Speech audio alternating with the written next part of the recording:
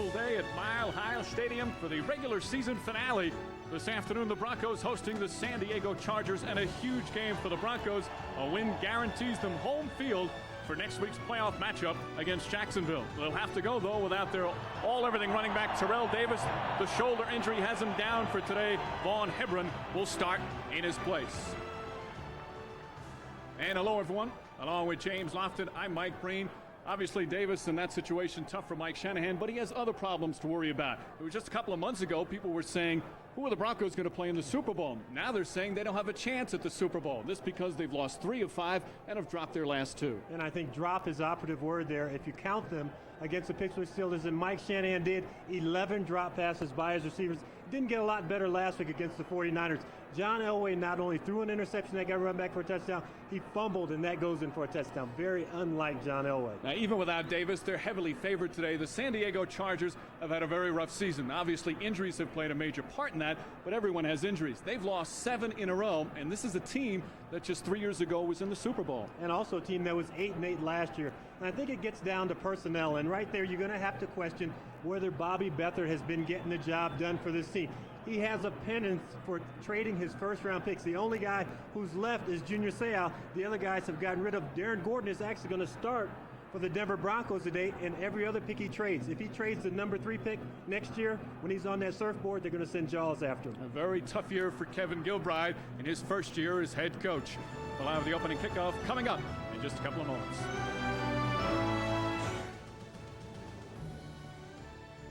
Hi, everyone. I'm Greg Gumbel. Let's quickly get you caught up on the sun has been out. Just a gorgeous day. And Vaughn Hebron getting his chance. This will be his first start since 1994 when he was with the Eagles. As he gets the call without Terrell Davis. Jason Elam will kick off as the Chargers won the toss and will receive. Kenny Bynum on the left. Former Bronco Aaron Craver on the right. Broncos at 11-3. But as we mentioned, in a little bit of a rut right now, and their confidence could be perhaps a bit down. But this crowd certainly ready.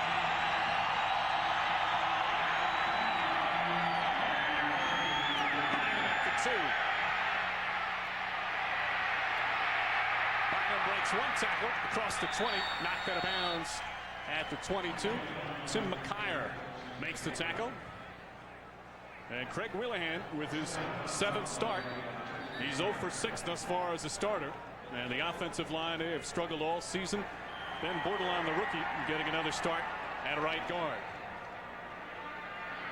Brown needs 82 yards for 1,000, and for that bonus to kick in, where he'll get an additional 200 grand. Craver, as we mentioned, the former Bronco. Martin and still the wide receivers. Frank Hartley is the tight end. And a player down on the kickoff.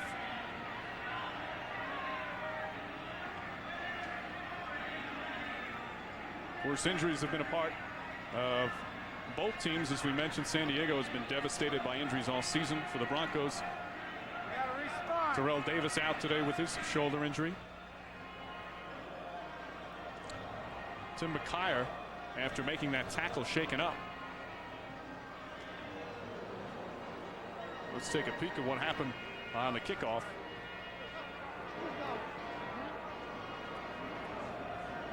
Old man falling on him, James. You see his own man roll up the back of his legs. But you think about the Denver Broncos, and we talked about, you know, the star running back being out, Terrell Davis today. This is the team that has not been hit hard by the injury bug. They have had most of their guys become constants throughout the year. Mark Silverett, their left guard, is the only guy who they've been really missing. They'll get him along with Terrell Davis right there back for next week's ball game. So they have been healthy. Tim McCaffrey seems to be walking off under his own power now, or most of his own power. So he'll be back in the lineup. Of course, the Davis injury could be a big problem for him if it stays with him. You talked to him before the game. How severe did he feel it was? Well, he realizes that he's hurt. It's an injury that he had when he was in college. He separated that shoulder.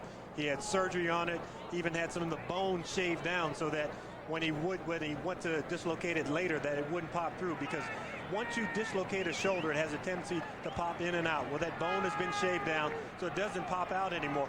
And right now, it is a question of whether or not he can handle the pain. And Mike Shanahan said, if he's not 100%, I won't play him today. He's not 100% this week. I said, well, how about next week if he's not 100%? He said, he'll definitely play next week. I don't care if he's 60%, he'll play. Smart move, I think, keeping him out this week. He'll still probably win the AFC rushing crown, but will not reach 2,000.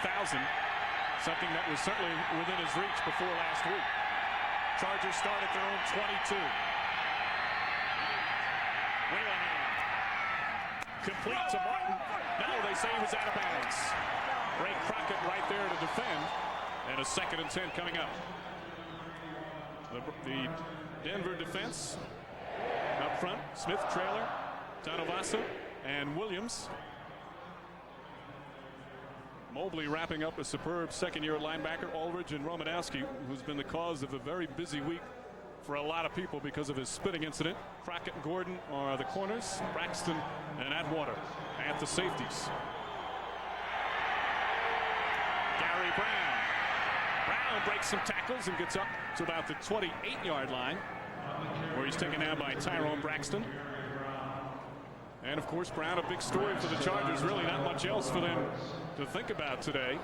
But Brown, who was out of football last year, signed in his contract. If he gained 1,000 yards on the year, he would get a $1 million bonus. Now it goes in supplements, so he's up where he's already received $800,000. But if he gets to the 1,000, he'll get that additional $200,000. And he doesn't get the check until next month, so he's going to get one big lump sum. And he'd much rather see 6 zeros on there than 5 zeros. He told us yesterday, I think I can get 82 yards. Whelan across the middle to Martin. First down across the 40, and Martin slides up to about the 45-yard line. Darius Johnson right there. But a first down for the Charger offense. One of the things that you want to do with Kevin Gilbride's offense, you bring someone in motion, all of a sudden no one knows who's supposed to be picked up. It's man-to-man coverage. You let a guy go inside because you think you have the outside receiver. You get a wide open receiver like Tony Martin was. They spotted at the 44. Whelan goes downfield for Martin. He's open. But Whelan overthrows him. Crockett was a step behind. You know, everyone will look at that ball and they'll say, well, Whelan needs to hit him. He's wide open. But when you're picking yourself up off the ground after you throw, it's that one instant that you need to be able to throw that ball. And Neil Smith, you know, everyone has said, well, he doesn't have the sacks that he had before. Maybe he's not the player he was. He shouldn't be going to the Pro Bowl. He's the one who put Whelan on his butt. Some people think Keith Traylor perhaps go to the Pro Bowl from this Bronco defense. Brown gets the pitch. Crockett hits him at about the 47-yard line. Pickup of about 3. So a 3rd and long coming up. Say 3rd and 7. Or a long 6. And when we talk to Kevin Gilbride about his quarterback situation, obviously Stan Humphries has been knocked out for the year. Jim Everett has been knocked out for the year. And Whelan was a guy who was just supposed to hold the clipboard and watch things. Well, he's getting some experience under fire, and Whelan tells you, you know, this is a dream come true for me to play quarterback. 4 wide receivers in now for the Chargers. Whelan nearly picked off. Crockett almost had an interception. The intended receiver was Martin. Yeah, but there's no way Tony Martin can stop on that route. He's running a slant pattern. He's supposed to continue his route inside, and you see him stop his feet. You know, he's thinking, hit me right here and I'm open. But when you run that route in practice, you come in there flying 100 miles an hour. All of a sudden, you get these big guys in these blue uniforms, and maybe a Steve Atwater or Tyrone Braxton inside. They make receivers slow down. Bennett with a nice high kick. And it stopped there at the 5. Laterio Rochelle, who's excelled on special teams. And that's where they'll take over at the 5-yard line. So a perfect punt from Darren Bennett. Got some help as well. 47-yarder, no return. And the Denver offense will come out. The offensive line with Zimmerman, Diaz Infante, nailing the Pro Bowler, Habib, and Tony Jones, who was banged up last week. Hebron will start again. His first start since '94. Griffith, the fullback. Smith, who's had the drop problem recently. McCaffrey and Shannon Sharpe at tight end. And Von Hebron only needs 1,825 yards to get to 2,000. They'll spot it just shy of the 6. McCaffrey in motion. Elway, plenty of time, complete. Up to about the 9-yard line. Shannon Sharpe with his first reception. Lou Bush on the tackle. The Charger defense right now, the front four. Not enough pressure on the quarterback this year. Fuller, the former Pro Bowler. Barella, Lee, and Coleman. Sayal playing with the injured knee. You did not expect him to sit despite the severity of the knee injury. Bush and Sapp. Bradford, the rookie, at one corner. Harrison having a terrific year at safety. 3-yard pickup, 2nd and 7. Elway under a little pressure. He's hit.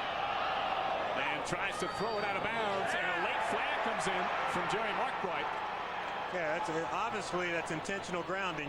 I mean, he's in the grasp of the defender and then tries to get rid of the ball. And Markbright is putting the safety. I thought that Elway actually threw that ball from about his own 1-yard line.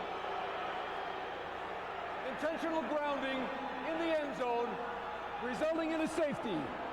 Rodney Harrison with the pressure. And the 2 points for San Diego. Markbright appeared maybe to think about it a little bit before he made the call, James. Well, you have to wonder if Terrell Davis is playing in the game.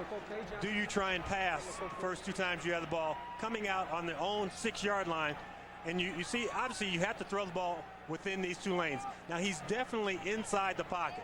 There's no question about that. But he's also not in the end zone. That's the thing that I'm just befuddled about. He threw that ball from the 2-yard line. Let's take another look. I mean, there's the goal line. John Elway goes back, and he's on the 2-yard line. That is a bad call. That is a very bad call. So Elway. Now, the only explanation that Markbright could possibly give to Mike Shanahan is that if he threw that ball backwards, and it goes backwards out the end zone, but that ball went forward, so it was a forward pass, not a lateral.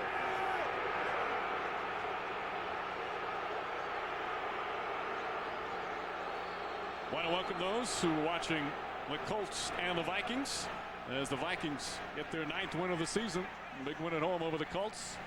John Elway just been called for a safety intentional grounding. What was ruled as he was in the end zone, but as we saw on replays, Elway was not in the end zone when he released the football. And my biggest question is still, you start your drive on the 6-yard line. You have a healthy Terrell Davis. You then pound the defense. They go to the pass twice. We obviously see that he's not in the end zone. I mean, it's a call that will befuddle me. Jerry Seaman will have to review this. Markbright will get a demerit for this missed call. I mean, there's no excuse for not being able to know where a guy is on the field. Of course, after he was sacked, he went back into the end zone. Markbright, one of the best officials in the NFL, been a referee a long time. There's a correction on the play. It is intentional grounding. The ball was thrown from the 2-yard line. No safety. Now, how did they arrive at that? Yeah, I don't know who they consulted for it, because if they talk to Mike Shanahan, he's going to say, yeah, we threw the ball from the field of play. You talk to Kevin Gilbride, oh, he was clearly in the end zone from his standpoint. I don't know if they're watching the replay board, if they consulted with other officials on the field. Is the spot of the pass. The down counts, it'll be second down on the 2-yard line. Now, I don't know what process they went about to correct the call, but it's good that it was corrected. You know, maybe they're using the replay board. Maybe they're talking to somebody upstairs. Maybe he has that small transistor television, and he's listening to us, and he figured out, boy, I blew that one. Well, he's in trouble if he's listening to us, but as you say, regardless of how it's arrived at, it's the right call. And even though Kevin Gilbride sees 2 points taken away, that's what coaches want. They want the correct call. Penalty enforcement is the spot of the pass. The pass was thrown from the 2-yard line. So it'll be third down with a loss of down from the 2-yard line. You know, we also have to go back to how they got in this predicament. Darian Bennett and Latario Rachel. I mean, Rachel does a great job fielding that punt on the 6-yard line to pin them back. They throw the first pass complete to Shannon Sharpe. And that time, just good coverage and also excellent pressure by the front from the San Diego Chargers. And Harrison as well in the backfield. So it'll be 3rd and 14. And we're back to a scoreless game. Elway will go into the shotgun. 3 wide receivers now in for the Broncos. Elway looks to the sideline. Intended for Smith. And 4th down. Tom Ruin will come on. Elway feeling a little pressure on a couple of plays. Yeah, and you throw 3 times coming out from your own territory. I mean, obviously, John Elway is the person who now has to carry this team with Terrell Davis out. You go back, you throw the ball, but consequently, your linemen have to then protect. You know, they've been in that run blocking mode for most of the season. Terrell Davis, 1,750 yards. Now they have to switch over and say, we have to protect John Elway even more than normal. This game features 2 of the very best punt returners in the NFL, Darian Gordon and, of course, Eric Metcalf for the Chargers, who is in Denver territory at the 48. And the clock winds down. Delay of game. Offense. Half the distance to the goal. 4th down. So they'll move it back to the 1. Ruin already with his back right against the edge of the end zone. Ruin has not had a punt blocked here in '97. He's had 2 blocked in his career.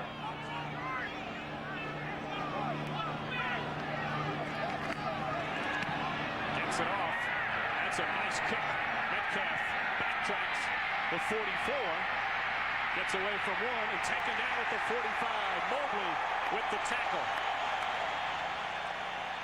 Great punt coverage that time from Denver. A 56-yard punt for Ruin as the Chargers will take over. Budweiser has 12 breweries located across the country.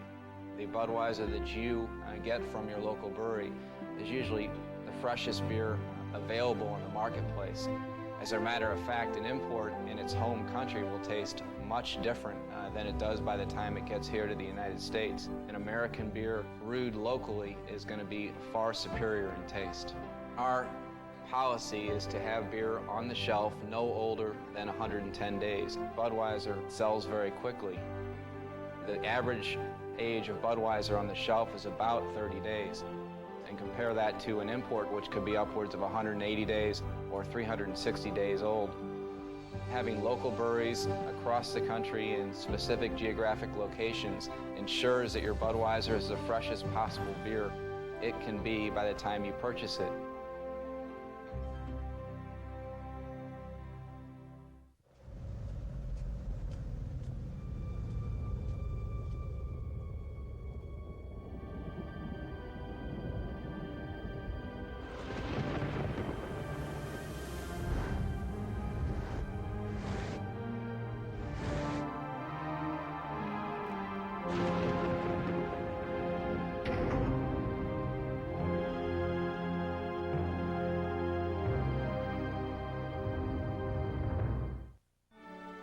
The NFL on NBC is brought to you by Budweiser, Beechwood aged for a crisp, clean, classic taste. By Honda, vehicles designed to help simplify your life.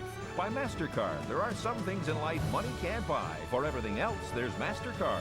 And by DVD Video from Philips Magnavox, technology for the heart, the spirit, and the imagination.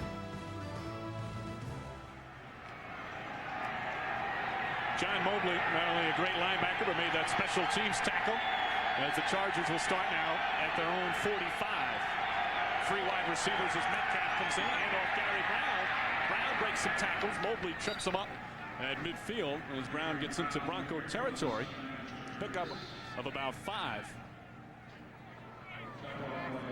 You have to possibly wonder about the mental preparation of the Denver Broncos this week. We mentioned that they had 2 team meetings to kind of smooth over the Bill Romanowski incident. And instead of concentrating on football, you know, they're dealing with that. They are also thinking, next week we play Jacksonville. We know that, but where will we play them? So it's pretty hard to focus on the San Diego Chargers. Of course, they have the playoff spot secured, but not where they'll play. Brown catches it out of the backfield, breaks the tackle, has the first down, and Gary Brown gets down to the 41-yard line. Mobley right there to help stop him. But he broke a few, and Gary Brown a little energetic, although that's not a surprise with what's on the line for him today. Yeah, but I think despite the Chargers' record, and we've seen it from the Indianapolis Colts the last few weeks, I mean, they played inspired football. Everyone thought that they were dead. Sure, they're coming in here at 4-11, but if you give them that breadth of life, they can be very dangerous. They've dropped 7 straight. Brown the handoff, and maybe 2 yards. Aldridge makes the tackle. And you mentioned, of course, the Romanowski incident, and that has been talked about not only here in Denver, but all across the country. We said this earlier on the pregame. To me, it was refreshing to see that his teammates didn't take the stand of, well, he's my teammate, I'll support him with whatever he did. They blasted him, and rightfully so, for his despicable act. And I think that Bill Romanowski didn't realize what he had done until he got back home Tuesday morning and started listening to talk radio and started hearing the reports on television. Brown stopped at the line of scrimmage, maybe a yard. Neil Smith hit him right away.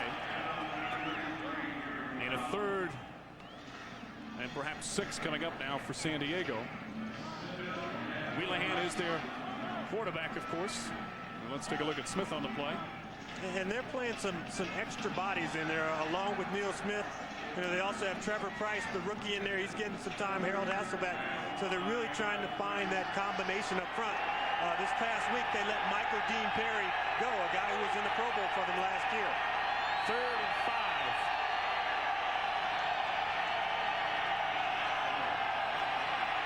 Wheelahan has a little room, and he leaps very close to the first down. It depends on where they spot it. Mobley came to greet him.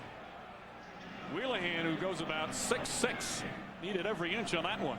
About 6'6" and about 150 pounds. I told him he's got to be the skinniest player in the NFL. But he did a great job there after he pulled the ball down. He kind of gave Mobley a head fake and got him to think he was going to his right, ducked back, and then dove to his left. He is what, in my childhood, they used to call a skinny balink. And, you know, we talked, he said, you know, I'm having a hard time keeping the weight on. When I came to training camp, it's about 212 pounds. Now I'm hovering right around 201, 202. It used to be when I was the 3rd string guy, I could come in Monday morning, they have the first down. I could come in Monday morning and lift weights. Now I take a beating and I'm sore Monday morning. You saw the little head fake there. He needs to tuck that ball in, but he really extends well. And if he's a 6-foot quarterback, he doesn't make it there. Needed every inch there, although he did get a nice spot. But a first down now at the Denver 31-yard line. Wheelahan, again, coming on with Humphreys and Everett out with injuries. He started, this is his 7th game, has yet to win as a starter.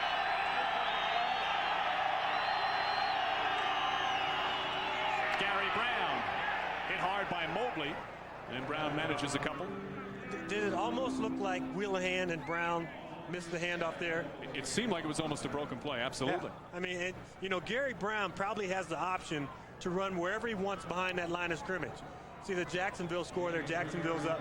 But with the option to run wherever you want, and you're looking at the defense, you're not paying attention to the quarterback. His job is to get you the ball, and Gary Brown's job is to run wherever he sees daylight.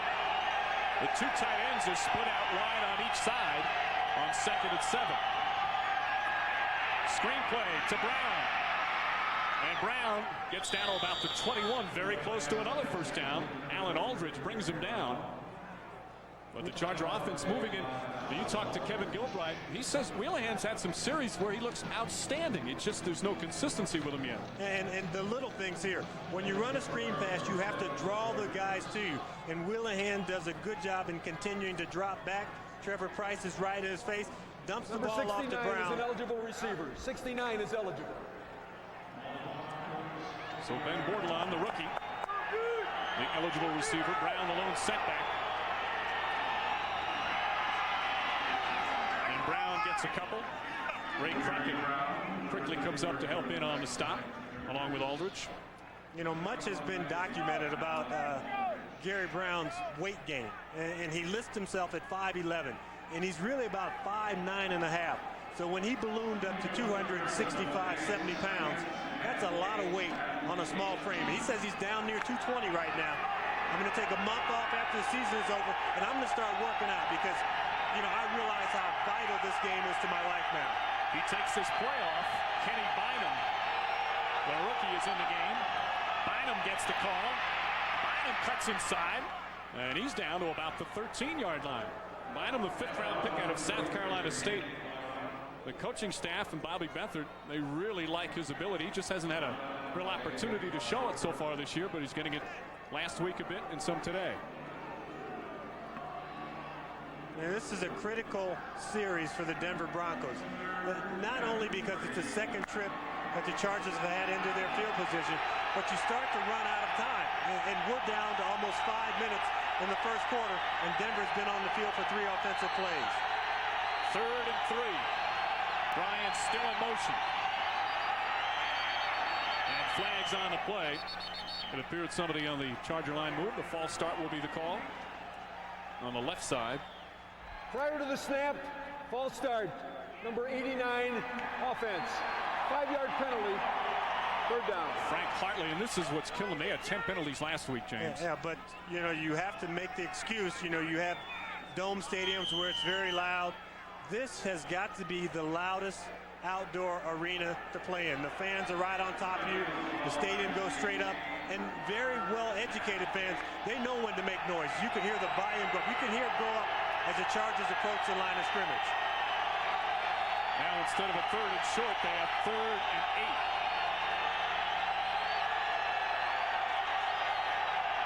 Big rush. Willian gets rid of it. And Martin with the catch for the first down at the 10-yard line. Ray Crockett was all over, but Martin made a tough catch. And San Diego another first down. There has to be a coordination between the pass rush and the defensive coverage. Look at Ray Crockett. He's laying off. He's at the 10-yard line, which is exactly where the Chargers need to go for the first down. He has to come up closer to the line of scrimmage and force the hand of Tony Martin.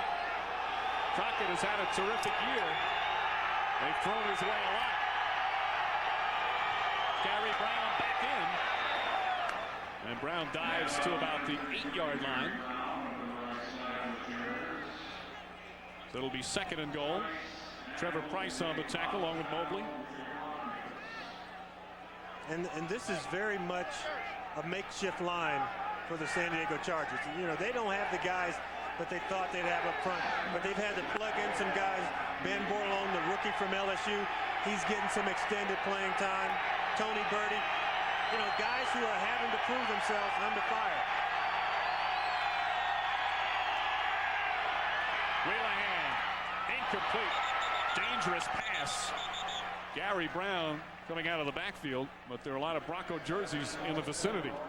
You know, if you're going to play a team that is leading the league in sacks, that really gets after the quarterback, then a middle screen is something that you can do because all those guys are charging hard up the field. You watch the Denver Broncos here. These guys, they don't get the penetration. Number one, Trevor Price slips down, so he ends up almost jumbled up in the play. You see Neil Smith, he's still at the line of scrimmage. So a veteran guy like Neil Smith is able to read that fake screen block from the tackle.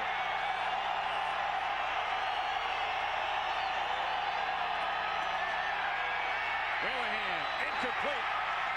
Crockett that time defends it perfectly. Martin was the intended receiver. And Ray Crockett with a big play and 4th down coming up. And sometimes the difference between being 11-4 and 4-11 is not getting the calls. I mean, he is draped on him. Easily a flag could have been thrown there. Martin looking to see if any flag was coming around. But that is not the case. Greg Davis is on for the kick. 26-yarder for Davis.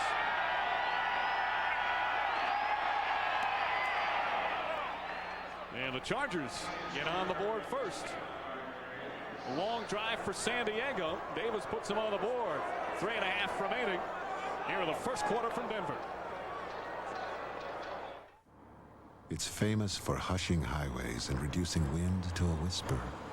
It's as comfortable and quiet as you want it to be. It's steering wheel mounted audio controls that let you live your life like a movie and score your own soundtrack. It's a 210 horsepower performance, and you've got front row seats. It's the RL from Acura. The true definition of luxury. Yours. Size 4 flowered dress, $45. New color lipstick, $15. Haircut, $25. Autofocus camera, $260. 5 generations in one photograph. Priceless. There are some things money can't buy. For everything else, there's MasterCard. Accepted all over, even photo labs. Hello? Honey, I'm having the baby. You can't have it now. Can you come home? I'm in the middle of nowhere. It once took weeks from news to reach its destination. Today, neither time nor distance can keep us from sharing our lives. Breathe, honey. Hey, you get another contraction? Supposed to keep counting. 5, 6, 7. Philips introduces ISIS, the cellular phone that can let you talk up to 6 long hours. I love you, honey. Honey? ISIS from Philips. My name is Anthony. I make it to midfield and back in 9.7 seconds. My friends think I'm lucky. I just think I'm fast. The network of the Super Bowl. You're watching the NFL on NBC. Ninth-year cornerback Ray Crockett with a big play. San Diego forced to go for the field goal, which they completed successfully from that man who is now on to kick off. Devon Hebron. Double duty today for Hebron, returning the kicks. And starting in the backfield in place of the injured Terrell Davis. Short kick. Hebron at the 10. Hebron has some room. Trying to get outside. Hebron down the sidelines, run out of bounds at the 41-yard line. Dorian Brew finally ran him out. But a 31-yard return for Hebron.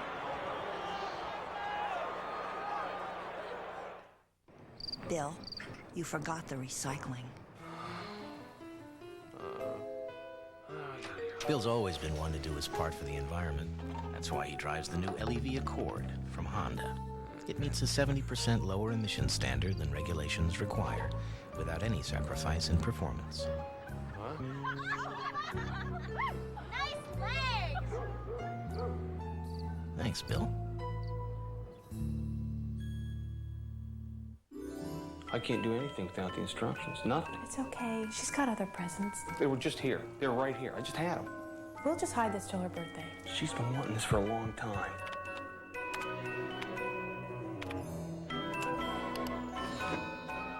If I only had those instructions. You looked in the box? I looked in there. Did you take everything out of it? Oh, here they are.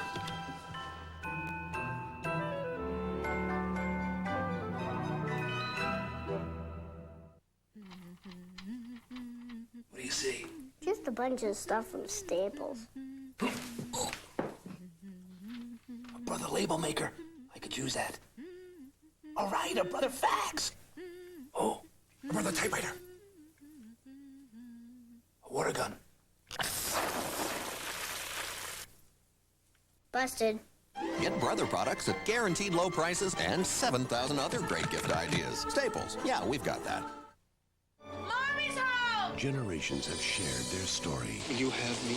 With all of my heart. Now, an American classic becomes an NBC television event. Susan Sarandon, Claire Danes, and Winona Ryder. Surprise! A Sears Family Theater presentation. Little Women, NBC tonight at 8:30, 7:30 Central. Mile High Stadium, where I think he's dressed inappropriately. It's too warm. You know, he planned that outfit weeks ago in anticipation. Is he taking helium in there? Is that what he's doing? He's getting that squeaky voice to go along with that fox head. I think he should be arrested. They'll start at the 40 on Hebron's nice return. Hebron in the backfield as well. Denver with their second possession of the game. Hebron cuts back. There goes Hebron. Breaks tackles all the way down to the 43-yard line. Beautiful run from Vaughn Hebron. Finally brought down by Terrence Shaw. Same hole that Terrell Davis would get to run through. Terrell Davis, the thing we've heard is one cut and straight up the field. Now, Terrell Davis might have gone directly up the hash. Vaughn Hebron is more of a cutback, slashing runner. And Junior Seau is out there playing on one leg. You know, he could probably not push off of that good leg, and they just racked him to the ground there. 17-yard pickup for Hebron, who goes in motion. Elway to McCaffrey, and McCaffrey catches it close to another first down. Lou Bush makes the tackle. McCaffrey with his 42nd reception of the season. I talked to Mike Shanahan this past week, and I said, will you do things differently this ball game? Will you try and show some wrinkles that you might want to fake Jacksonville out with next week? He said, we are so unpredictable on offense. There's no trend or pattern to what we do. So many different formations and personnel groups. We just run our regular package. A confident Mike Shanahan. 2nd and 1. Hebron gets the call again.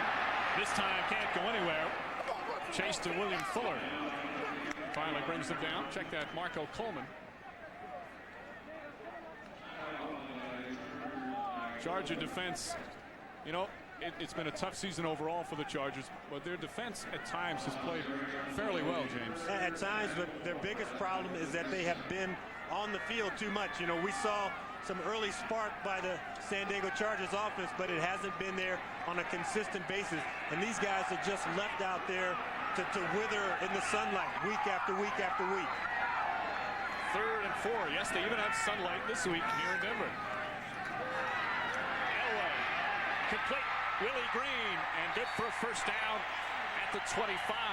Green came back nicely to haul that one in. Michael Swift makes the tackle. I think at some point early in this ball game, you need to work the ball into the hands of Rod Smith, because he has been kind of the villain the last couple of weeks. Some drop passes against the Steelers, more drop passes last week. You have to get him untracked. I mean, he spent extra time during pregame warmups catching the ball from coaches, catching the ball from quarterbacks, catching the ball from anyone who throw it to him. Elway has some rush here. Scrambles away, looks for Smith, but he's covered tightly by Shaw, and Elway throws it out of bounds. Of course, last week we saw how the Bronco offense really struggled when Davis went out in the second quarter, and the injury against the 49ers. And Hebron, as we mentioned, this is his first start since '94. Looking at it as a bit of an opportunity, but he said he didn't prepare any differently than he normally does, and that's kind of hard to believe. Yeah, well, he had to prepare differently because he was in that pre-production meeting with us. Normally he would have driven home at that time, but now he becomes a star. He's in the focal point. 2nd and 10.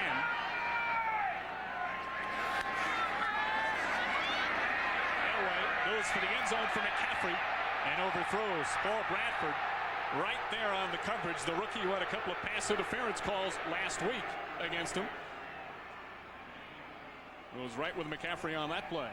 Yeah, but the San Diego Chargers have thrown caution to the wind. They bring Seau and Lou Bush. They put enough pressure on John Elway where he doesn't have that extra second to really drop that ball in there. And plus good coverage by the rookie Bradford downfield. 3rd and 10. Final half minute of the first quarter. Elway goes in the shotgun. 3 wide receivers. McCaffrey hit at the 16 and dropped down. Very close to the first down. Depends on the spot. Michael Dumas with the big hit. Yeah, he has the first down. And McCaffrey did a good job catching the ball in his hands. A ball that was, didn't have the velocity that a normal John Elway pass has there. But John was throwing to a spot. He had to release the ball early. Once again, the Chargers are getting early and quick pressure on John Elway. And that will end the first quarter. And from Mile High Stadium, Broncos needing to win. Jacksonville's leading 14-0. Broncos want home field next week as well.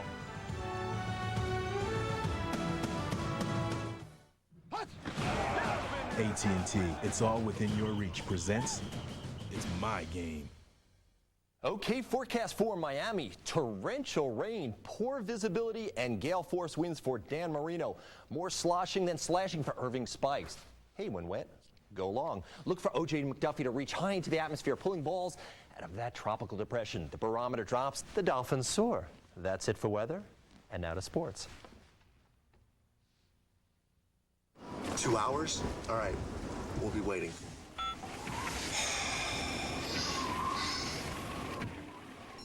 What are you gonna miss in school today? Nothing.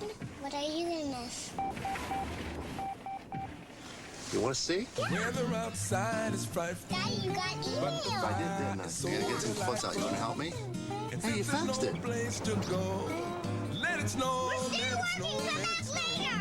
New PocketNet service, only from AT&T. Oh, this head cold. I'm so clogged up, I just can't focus. You okay?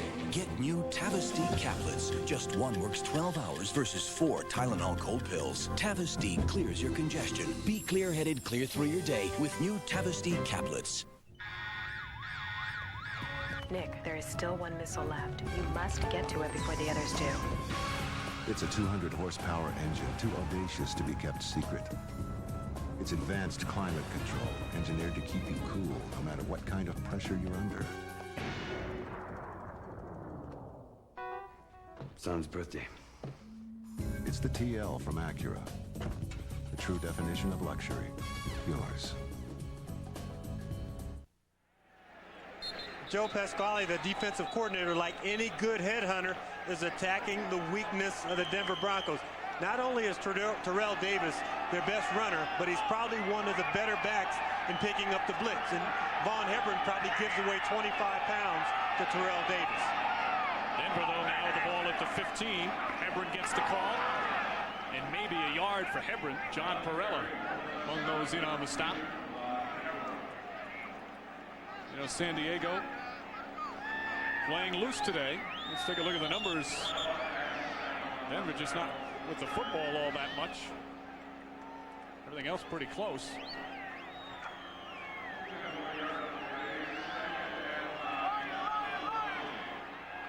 Second and 9 for John Elway.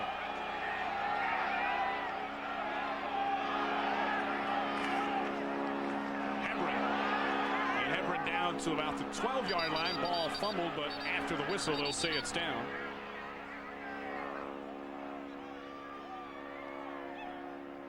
Host of Chargers in on that stop, including Perella. You know, this game really comes down to number 7, and the Denver Broncos have him. The Chargers don't. They've lost Stan Humphries and Jim Everett, guys who are Pro Bowl type guys who've led their teams into the playoffs. And really the onus of this ball club now falls on John Elway, maybe more so now than ever before. He's without Terrell Davis, all the distractions of the week. The one constant for the Denver Broncos has to be John Elway. 3rd and 6 goes for the end zone for Smith. Did he get it? No, out of bounds.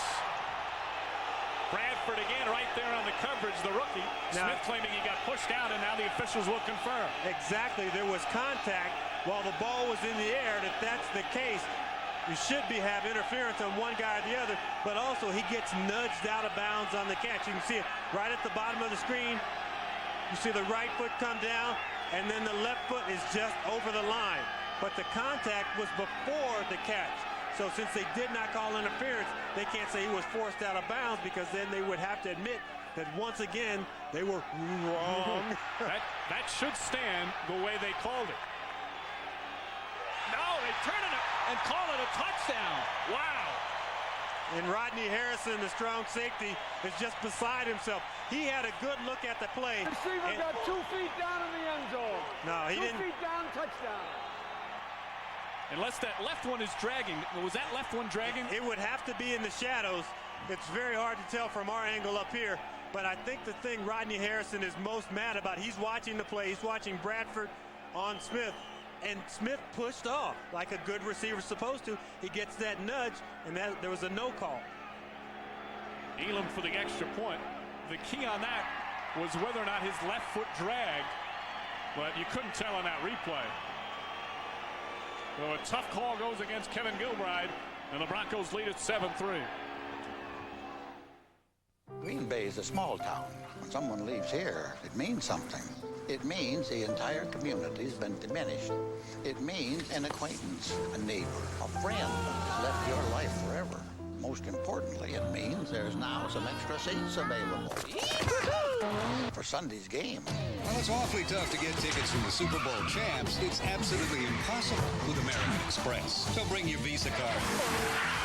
Go Packers. The official card of the NFL. Mom's calling Enterprise Rent-A-Car because our car is sick. Enterprise will arrange to pick you up. Wow! Drive you to our place and get you on your way. Everybody loves to be picked up. Pick Enterprise. We'll pick you up. Buying tires is a whole lot easier at a place with a good selection. Well, Sears has Michelin's for whatever you drive. And right now, they're all on sale. Save on every Michelin in every size. So get in, get tires, and get rolling. Sears Auto Center.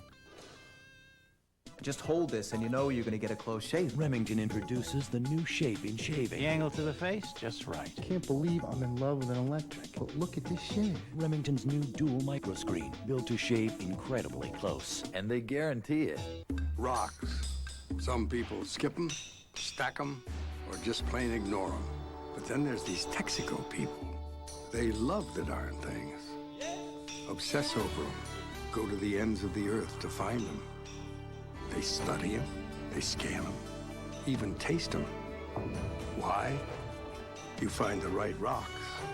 You find the energy the world needs to keep on running.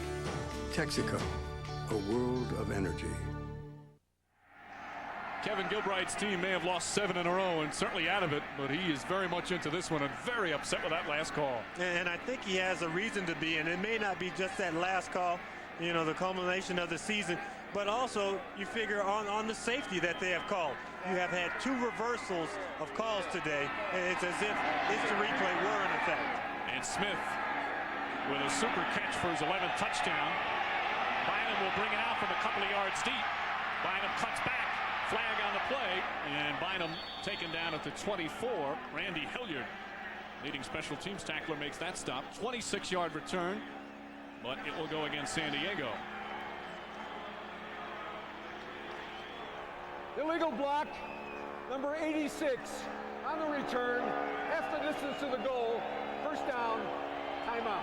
Shannon Mitchell with the penalty. Once again, penalties really hurting the San Diego Chargers as they trail early second quarter from Denver. The first monuments built for the pharaohs were impressive, but unpredictable. Eventually, they designed a wider base for better balance, proving that wider is better. The writing's on the wall with the Wide Track Grand Prix Sports Sedan. Its unique Wide Track design sets the wheels wider for better balance and monumental control. The inscriptions still read, Ne feu ce que en quête ne bête. The Wide Track Grand Prix, driving excitement by Pontiac. Wider is better. Great timepieces are built to run forever without replacing batteries. But only one of these is smart enough to run forever on any kind of light.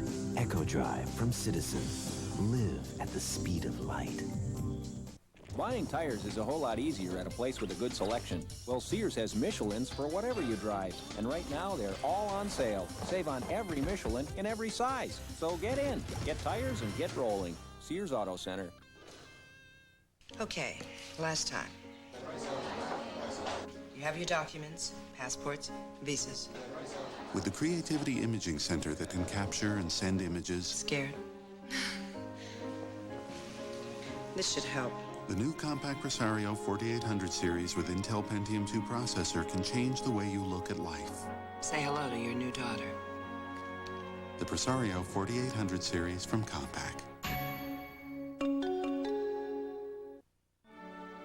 The NFL on NBC is brought to you by Frostproof Coors Light to remind you the 3 most important words are, hey, beer man.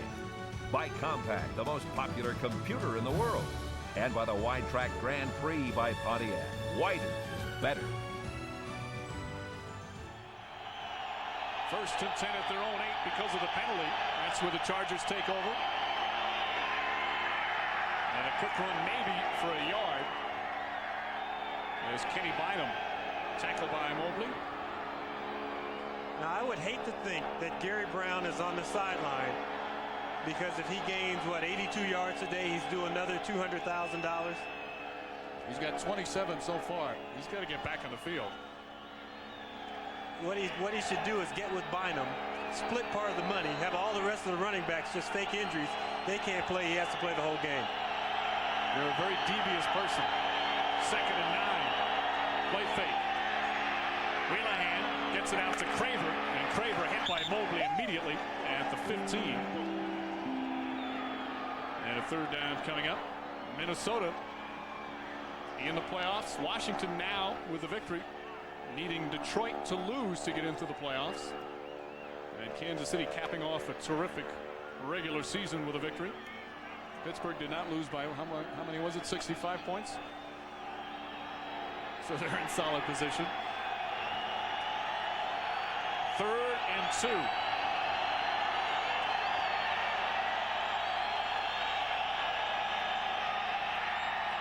Incomplete. Charlie Jones had an opportunity to get it. Darius Johnson there in the coverage. And 4th down, and Bennett will come on to punt. Of course, the key score for the Bronco fans, Jacksonville was leading Oakland 14-0 last score we saw. You know, whenever you're about to enter the playoffs, you want to think that you get in on your own merit. And granted, the Broncos are already in the playoffs, but they want to earn the game here because obviously this crowd, their atmosphere, and it's a payback thing because Jacksonville walked in here and knocked them out of the driver's seat last year. Gordon at the 39. Gordon cuts inside. And Gordon slowed down by Laterio Rochelle. Knocked out of bounds inside the 35-yard line. Darian Gordon came to the Chargers to be their 3rd defensive back. Torrey James was going to start at that corner. Gordon was thrust into the starting role at the beginning of the season. Not only has he played well at corner, but he's been one of the top punt returners in the league. And there's a face mask call there that was not called. He wants to be known as a defensive back first, but he keeps returning like that, and everyone thinks of him as one of the best in the game as a punt returner. Ball at the 31.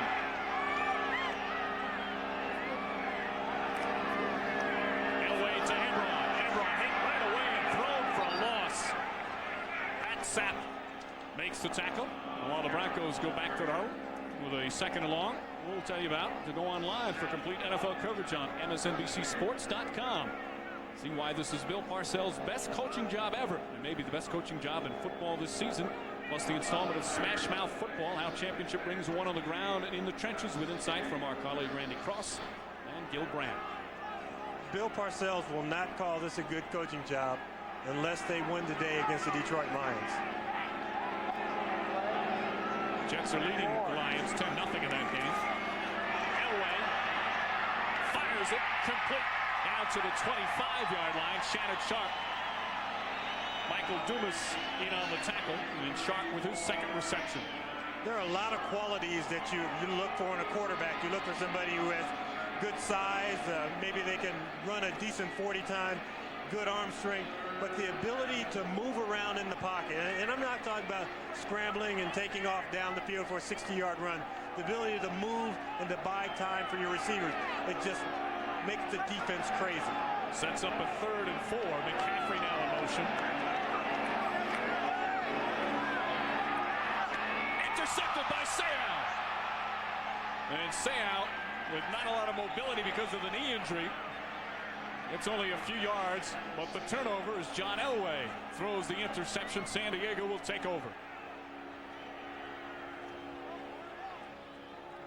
And that was just a gift from John Elway to Junior Seau. I mean, there are 2 Chargers in the area. He steps right in front of the receiver.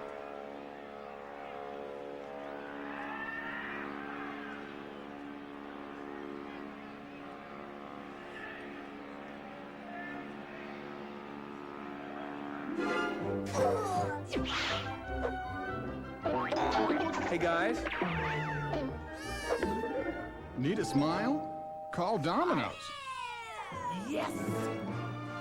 A Domino's pizza does the trick. Thin crust, hand-tossed, or deep dish. Made with all your favorite toppings. But we deliver more than great pizza. At Domino's, we're delivering 1 million smiles a day. Outstanding timepieces are built to run forever without replacing batteries, but only one of these is smart enough to run forever. On any kind of light, Echo Drive from Citizen. Live at the speed of light. The Panasonic Razor. Shave wet or shave dry. Your choice, your shave. Rinse clean. Work hard, play hard, shave your way. Panasonic. Why are big clearance events usually clear out of what you came in for? Racks of this and this. Why is getting the exciting, different stuff such a big deal? Should be a non-event. There's a great selection of excitement in store at your Pontiac dealer. And now with 2.9% APR financing, you can get average finance savings of over $2,100 on the driving excitement you want. Glad I beat the rush. Oui, tu as la chance. Yeah, I love chicken. Get great value and selection at your Pontiac dealer. See one today.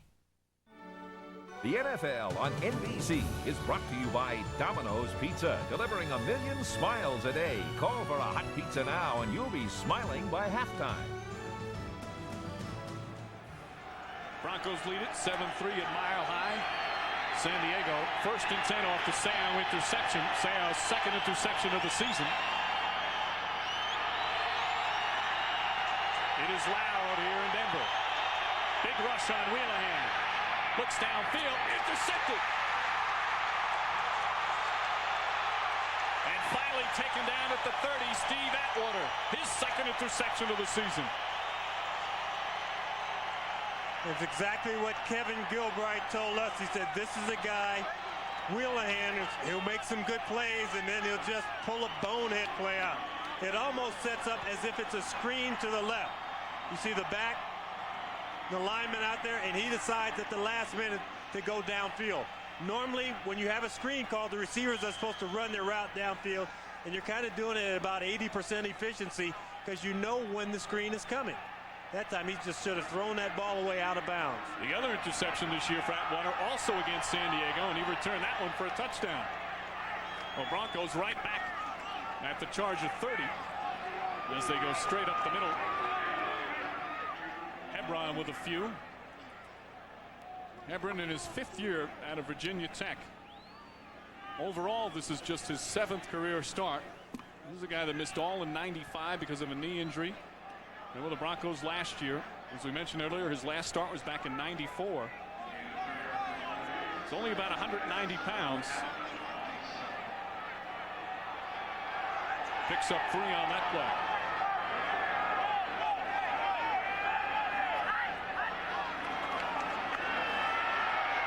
Elway, plenty of time. Complete to Smith at the 15. And a first down as he's knocked out of bounds by Shaw. And there's no better confidence builder than to have John Elway put it right between the 8 and the 0. Very simple route. He runs at the backside of the defensive back, gets him to turn, and look at that ball right there between the 8 and the 0. That's one that I think, Mike, even you'd be able to pull in. Yes, I think you're right. As horrible a receiver as I was in my career, unlike yourself, James. But he stayed extra all week long with some practicing with the coaches after every practice during the week. Elway pumps, looks for Smith. Touchdown! Rod Smith with his 2nd touchdown catch of the game. I think his confidence may be back. Yeah, and we forget that he has been as big a component of this offense as Terrell Davis. That's his 12th touchdown of the year. And, he might not have been a guy who got those votes going to Hawaii.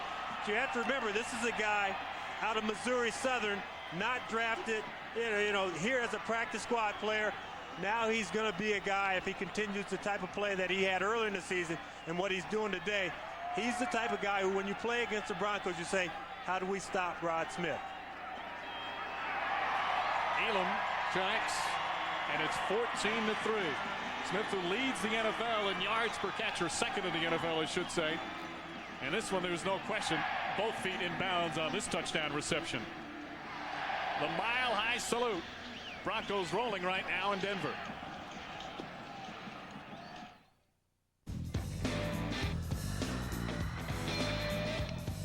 Here at Intel, technicians are building something that can help build your business. The Pentium 2 processor. It gives you the power to create a rich, interactive storefront on the web. Opening your doors to new customers wherever they are.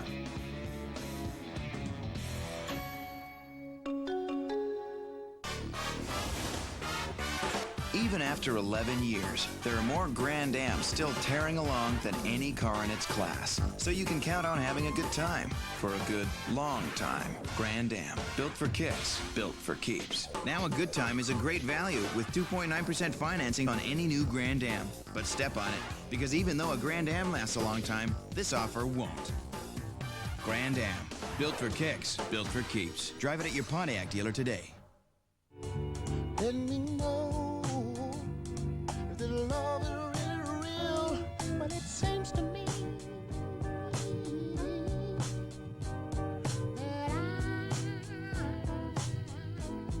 I'm wrapped up in love. Don't you know that I'm still in love? Shut up in love with you,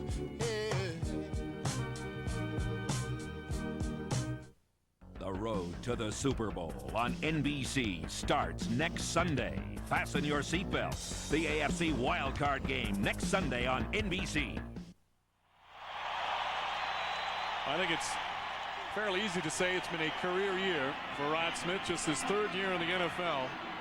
And his 2 TD receptions today give him a dozen for the 97th season.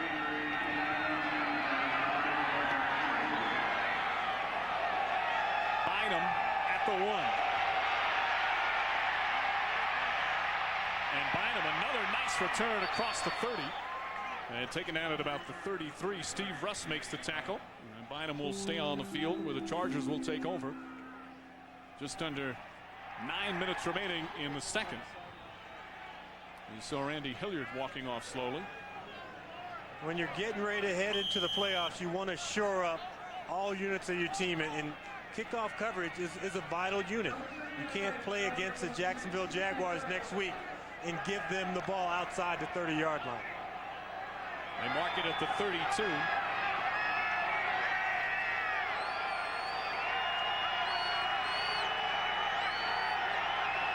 Wheelingham, who just threw the interception. Play fake under pressure, gets away. Complete to Martin at the 46-yard line. And Tony Martin making the catch. Wheelingham flushed out by Neil Smith, but still got it away.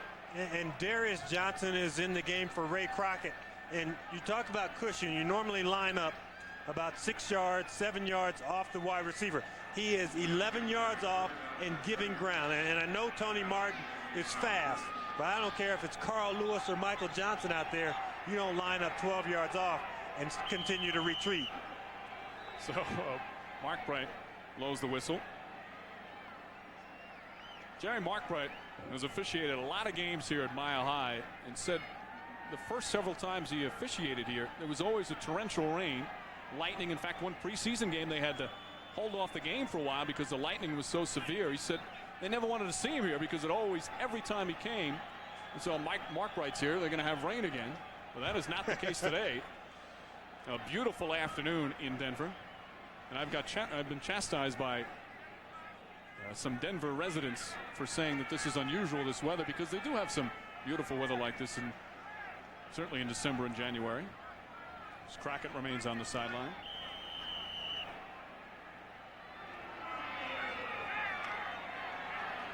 First down again for San Diego at their own 46. Broncos leading at 14-3. Hand off to Bynum. Bynum breaks some tackles across midfield and down to the 47-yard line. Keith Traylor trips him up. And Kenny Bynum with a couple of impressive runs. Gilbride really likes him because he's got some physical toughness about him. Has not yet learned how to read things out on the field yet. Still learning. But Gilbride may like him, but the guy who's not liking him right now is Gary Brown. He's on the sidelines thinking about that $200,000 that should be in his pocket. 2nd and 3. Wheelingham sacked for the first time today. Trevor Price with his 2nd sack of the season.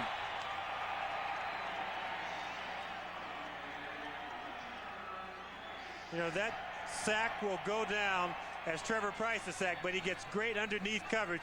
Price is going to come right up the middle, and he's going to fight off the block of Raleigh McKenzie, but it's good underneath coverage by Aldridge the linebacker and Mobley. They get in the passing lane. They're just trying to throw a simple slant behind them.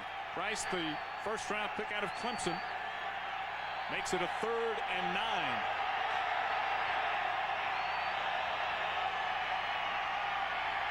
Wheelahan, plenty of time, complete at the 44-yard line. Gordon on the coverage as Charlie Jones made a very difficult catch.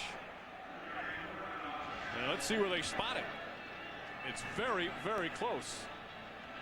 See Gary Brown, who had a groin injury coming into the game, and we've heard that again the groin strained a bit here today. You know he wants to come back in, but he's been bothered by it past couple of weeks.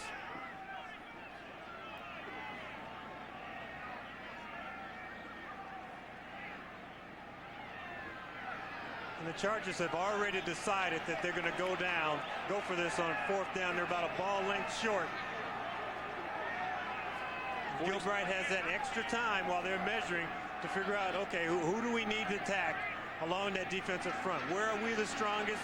Where are we the weakest? Where's our best matchup to get this one little ball length? 46-year-old Kevin Gilbride, his first year as a head coach in the NFL, was an assistant in the league for 8 years, learned under Jerry Glanville, Jack Pardee, and Tom Coughlin. And their top offensive lineman has been number 70, Vaughn Parker, and you line up Ben Bordelin at tight end next to him.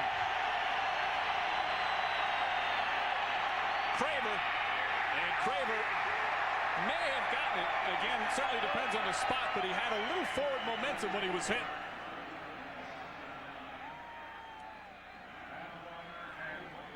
My initial impression was that he had enough for the first down. Steve Atwater no longer has to make every big hit for this team. He's not the punishing tackler that he was when he first came into the league, but it seems like he makes the timely plays. I mean, that's a 4th down and a 1.5 foot, and he's up there at the line of scrimmage in the backfield meeting the running back. Boy, you can't get much closer. And it's been that kind of year for the San Diego Chargers.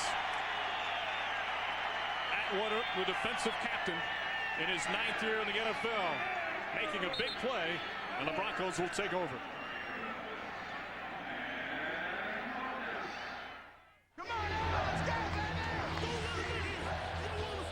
KFC presents Goal to Go. In a key Week 2 contest against the Bears, Minnesota trailed by 4 with less than a minute to play.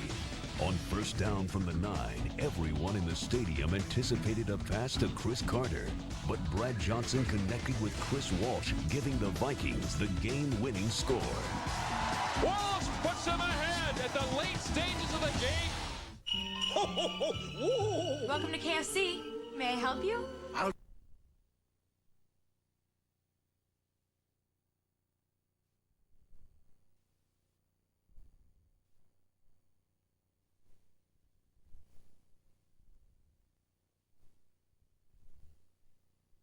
Remaining 2nd quarter, along with James Lofton, Mike Breen on hand at Mile High Stadium in Denver, where a win today for the Broncos or a Jacksonville loss at Oakland clinches home field for the wild card game next week between the Broncos and the Jaguars. Elway complete out to the 44. Shannon Sharpe makes the catch. Seau there on the stop along with Pat Sapp. Sharpe has seen a lot of double teams this year. His numbers perhaps a little down than what he had hoped, but he's become a better blocker and is also very happy for Rod Smith in his emergence. And I think what it does is it balances team a little better with having Rod Smith performing better on the outside. Handoff to Howard Griffith, and Griffith, a rare carry, gets down to the 41. That's only the 9th time he's carried the football this season on the ground.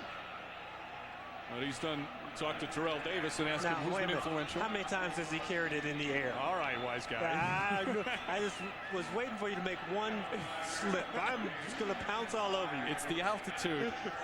El Nino. But Griffith, you asked Terrell Davis who's been instrumental in Davis's year. Number 29 will be quickly mentioned. 5-yard pickup for Griffith. Hebron back with a carry. He's got a 1st down and more. Vaughn Hebron down to the 30-yard line. Rodney Harrison finally brings him down. And we're talking about Howard Griffith and big-time collision. That's what it is when you play fullback. He's going to come through there, and he is going to meet Junior Seau head on, and he puts Junior backwards.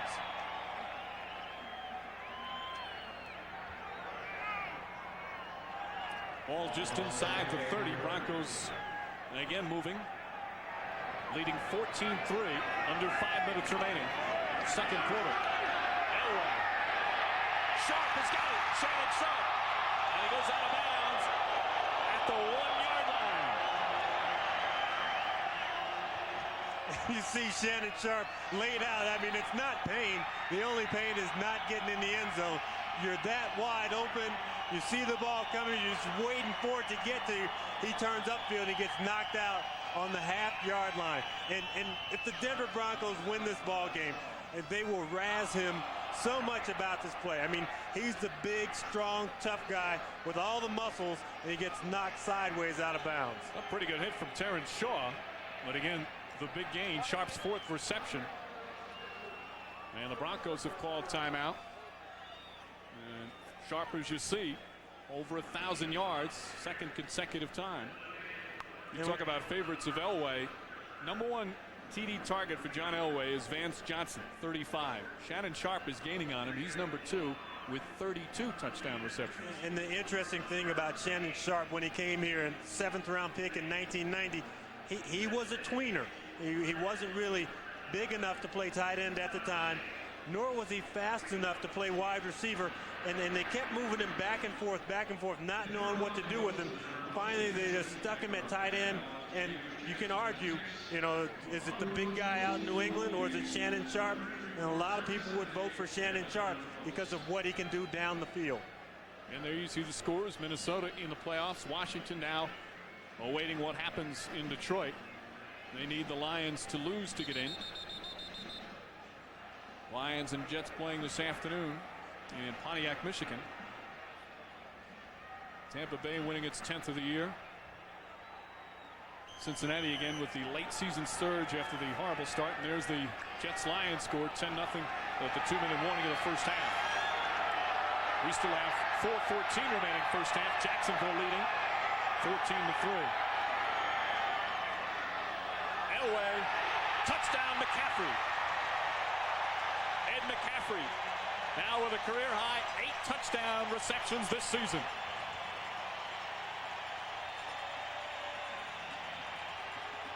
At 6'5", 215 pounds, he provides a very big body to throw the ball to down along the goal line. A lot of times you take the little wide receivers out, the guys who are 5'8", 5'9", they're on the sidelines. But Ed McCaffrey provides you that big target to throw the ball to. And I don't think he's ever dropped the ball in his life. Elway now has 26 touchdown passes for the season. That ties his career high. And John Elway having a big afternoon. Struggled last week against San Francisco. But 3 TD tosses here in the first half as the Broncos pouncing on the Chargers. There's no question that computers open up entirely new worlds.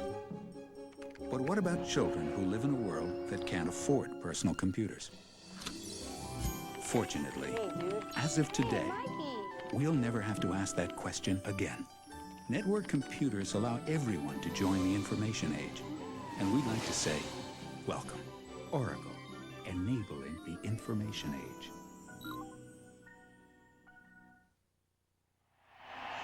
.37-year-old John Elway twice has hooked up with Rod Smith, and now Ed McCaffrey, and it's 21-3. Broncos now in control. See, now, that comes as a surprise to me. What'd you say, 26, 27 touchdowns for the year? 26 now. And the guy in Green Bay, Brett Favre, throws 35, 40, it seems like almost every season. But what John Elway doesn't throw is a lot of those little 2, 3, 4-yard touchdown passes. When they get close, they have Terrell Davis. As mentioned, that 26 ties the career high. He's done it 95 and 96. Bynum on the return again. And Bynum gets across the 25-yard line. Anthony Lynn making the tackle there. And a 20-yard return for the rookie. San Diego will take over with 4:01 remaining in the second in a game that has quickly turned on them.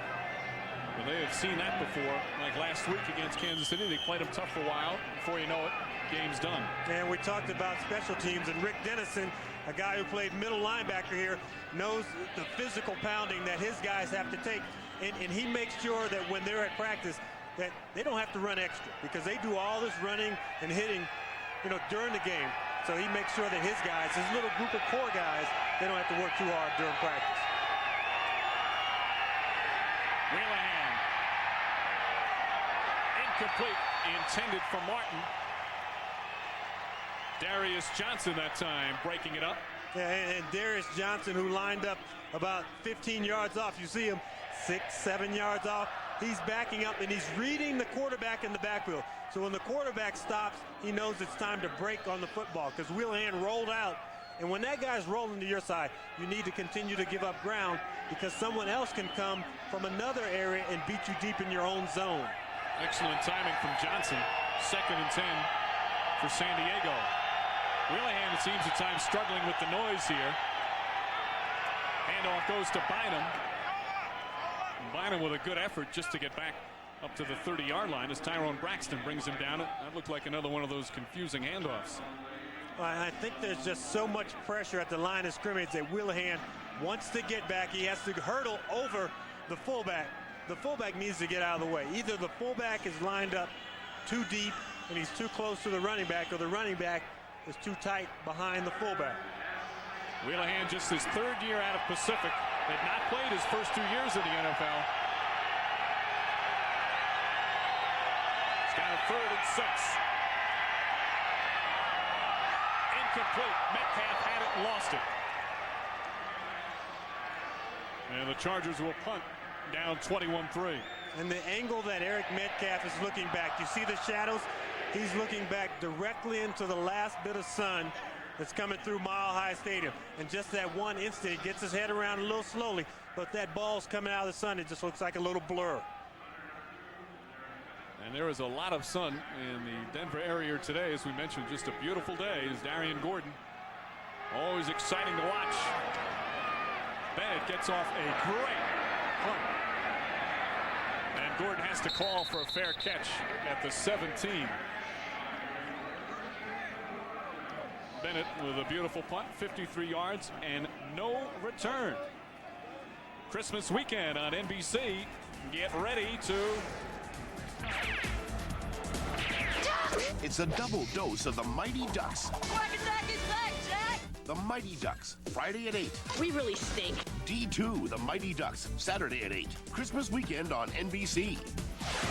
Now that kid who said we really stink, does he play for the Chargers also? Nah, that's me. That is not in the Christmas spirit. I'm sorry. That's just a... But they were good the next year. That's what the Chargers want to be. They want to use this top pick to get a good quarterback and be good next year. That's a nice stance, James.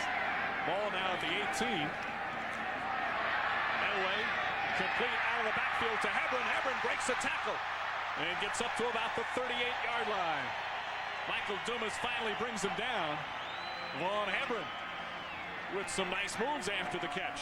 And when Vaughn Hebron signed to come with the Denver Broncos 2 years ago, he knew that he was going to be the backup running back. And the backup running back job is to come in and to provide a spark when the big guy is down. And right now, the big guy is down, and it's his chance to show the rest of his teammates, sure, I can return kickoffs, but I can also play a little bit full-time. That's only his 2nd reception of the season.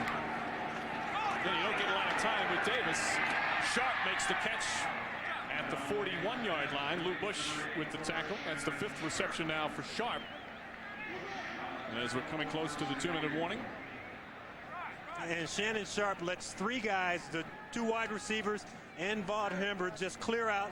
And he just comes across on a nice Sunday afternoon stroll, catches the ball for an easy pickup. So a 2nd and 7 coming up. 2-minute warning in Denver. Broncos leading 21-3.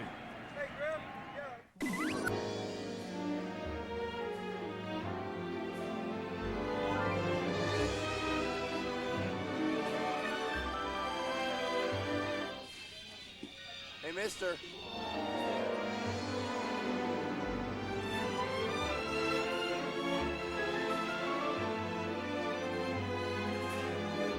Hey, buddy. Sir?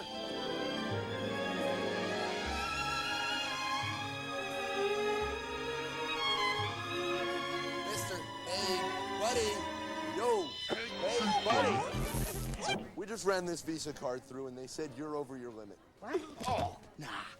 Sir, you don't understand. I was so close. Sir! I'm not gonna let go. Please! Whoa. It's my first day! Visa puts limits on its customers. It's not fair. For Pete's sake! But with American Express, you can always do more. She's not real! Great timepieces are built to run forever without replacing batteries. But only one of these is smart enough to run forever. On any kind of light. Echo Drive from Citizen. Live at the speed of light. Mark, if you're at the airport before my 8 o'clock flight, maybe we can talk. Otherwise, it's over. Ah! Come on. Oh, start. Oh, no! That battery! No matter what my customers drive, they depend on AC Delco batteries. They last up to 30% longer. I'm sure they do. Just give me the generic equivalent, okay? AC Delco. If you're not asking for it, you're asking for it. Coming up at halftime, the Domino's Pizza NFL on NBC halftime report. Greg Gumbel and his merry band of revelers will be in the studios back in New York with all the playoff implications from what's going on today. Minnesota winning, they're in. Washington winning, now hoping for a Lions loss. Lions and Jets playing right now in Detroit. Jets leading that 10-0. Here in Denver, a 21-3 Bronco lead as the Broncos playing for home field in next week's wild card game against Jacksonville.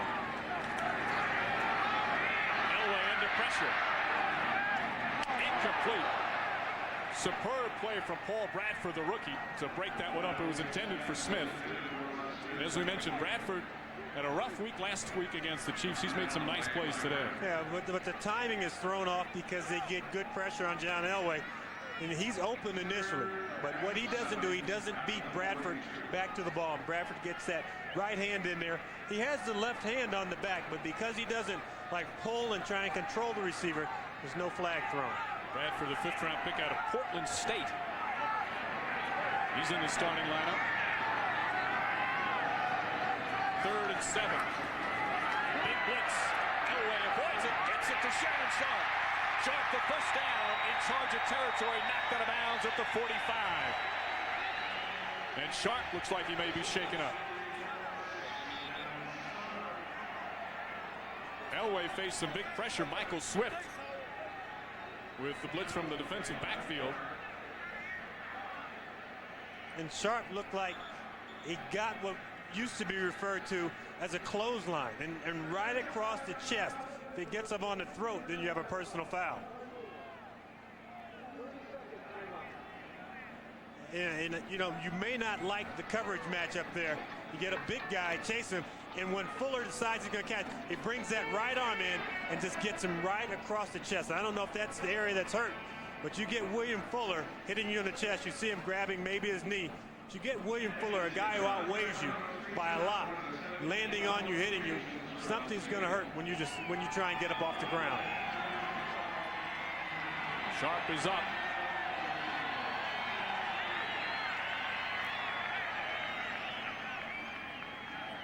They charge a timeout to the Broncos, so they have one left with 1:46 remaining.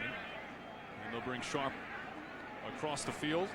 And when I talked to Shannon Sharpe this week, the one thing that he was kind of excited about is, for the most part this season, and really now, he's injury-free. You can look at his legs. Doesn't wear any pads in his pants. And it used to be where that was kind of what the wide receivers did. We talked about him being a tweener. Granted, he has to block a lot for Terrell Davis, but he wants that extra speed by not having to wear those pads when he goes downfield. But those bumps and bruises you take when you hit the ground, they take the toll out of it. Dwayne Carswell comes in at the tight end spot. Sharpe did get the first down. Elway steps up, gets it off. Hebron down the sidelines, knocked out of bounds. Just shy of a 25. Michael Dumas finally pushes him out. And you can see the effects on Junior Seau, a guy who is known around the league for having that great closing speed. Just doesn't have it today. I would take 9 out of 10 linebackers around the league, if they had the injury that Junior Seau has right now, they'd be in their street clothes on the sideline. especially in a game that is meaningless like this. You can see him dragging that one left leg that was surgically repaired before the season started. He's just out there on guts right now. Sprained left knee, suffered last week. Same knee, he had surgery in preseason. Elway for the end zone for Smith. Just can't hold on. Bradford again on the coverage. Well, one of the tough things when you start jockeying for position, you kind of lose the flight of the ball and the speed that is coming down, because there's enough bumping going on here. I mean, if you're in automobiles, you're going to have some dents on the side of your cars. You see him he just can't extend his hands far enough, and that's really all that bumping that impairs your vision. I think that's good coverage from Bradford. Physical enough, but stays away from having the flag thrown. Sharpe, by the way, is back in the game. Smith has already caught 2 deep passes. Hebron on the handoff. And Hebron barrels down to the 21. See, under a minute and a half remaining. Broncos with 1 timeout left. Chargers have all 3. Broncos in control of the game, though, 21-3. You know, I think Von Hebron is getting some good work today because he's the X factor. The unknown is, you know, granted, we all think Terrell Davis is going to be healthy enough to play next week. But what happens if he goes out there, he gets hit on that thing early? Then you go with Hebron, a guy who's had 2 pretty good weeks back-to-back. And some movement on the line. Hebron actually brought that point up this week, saying, hey, you never know when somebody's going to go down. You always have to be ready. This will go against the Broncos. Ball start, number 63, offense. 5-yard penalty, 3rd down. And David Diaz-Infante, who can blame this guy for being a little anxious? He's getting some full-time work. Mark Solereth is out. But Diaz-Infante, in 1987, he was a replacement player with the Chargers. Then he plays in the World League. He plays in Canada. He's out of football for a couple of years. And finally, he's back in the NFL, and it has been a long journey for this guy. Now playing at Mile High Stadium in a playoff implication game in December. Under a minute remaining, 3rd and 11. Elway looks complete to Sharpe. Shannon Sharpe inside the 5, taken down at the 3-yard line. Sharpe with his 7th reception.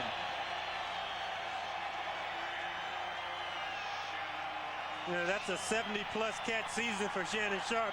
We noted earlier that he has only 2 touchdowns. We've seen him knocked out on the 1, and that time he catches the ball inside the 5. And Elway will stop the clock with 28 seconds remaining. Sharpe having a big day. 5 times in his career, he's caught double-figure catches in a single game. The NFL record is 6. Kellen Winslow has that. Sharpe already with 7 in the first half. That's pretty impressive for a tight end. And the Broncos are really going to try and spread the field on this play. They have 1 tight end, 1 running back, and 3 wide receivers, and that gives John Elway a lot of options when he backs away from the center. Elway, incomplete. Willie Green, the intended receiver, Terrence Shaw. Right there on the coverage. And a flag is thrown. You know, there was never any separation. You don't normally run an out route from the 5-yard line, but when you have someone with the arm strength of John Elway, you just think that you can fit the ball in. You know, Shaw saying that Willie Green got his hand up in his face. And if you put your hand in the other guy's face. Unnecessary roughness, number 85. After the ball was dead, 15-yard penalty. The down counts. Well, Willie Green is reacting to the mile-high salute that Shaw gave him. And, you know, I don't know if you can call that taunting because nobody owns the exclusive rights to the mile-high salute. I mean, granted, it came here. You know, Adrian Morrell from the Jets thought that he had made it up. He didn't realize that earlier in the day, Terrell Davis had been in the end zone about 4 times, saluting everybody who walked by. Of course, Morrell with the Jets, he used to do the salute. His father a military man, so it was honor of his dad. Either way, the penalty hurts as the ball back to the 19. 3rd and goal. They'll call it actually inside the 19.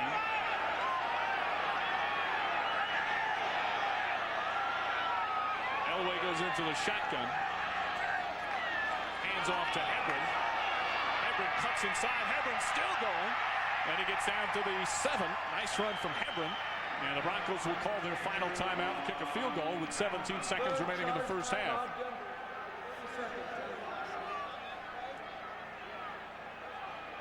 Now, I would have thought that the Broncos would have let all the time run off on the clock so that they would have a chance, not give the Chargers a chance to get the ball back and do anything with it. So Jason Elam will come out on the field. Elam admitted this week he has not had a good year. He's 25 of 35, but he's had a bad season. That's his own quote. He's missed a number of kicks, missed a couple last week against San Francisco, missed a few in the loss to Oakland. Remember, he was a Pro Bowler in '95, did not have a great '96. He was injured earlier this season with a hip flexor, and they will need him at full strength in the playoffs. Of course, so many playoff games come down to a field goal. And you saw his numbers up there, right around 71%. The cutoff for even staying in the league is actually about 75%. You need to be able to hit 3/4 of your kicks. And guys who don't do that find themselves at home selling car insurance. This is a 25-yarder. He's 1 for 1 today. And the Broncos add to their lead.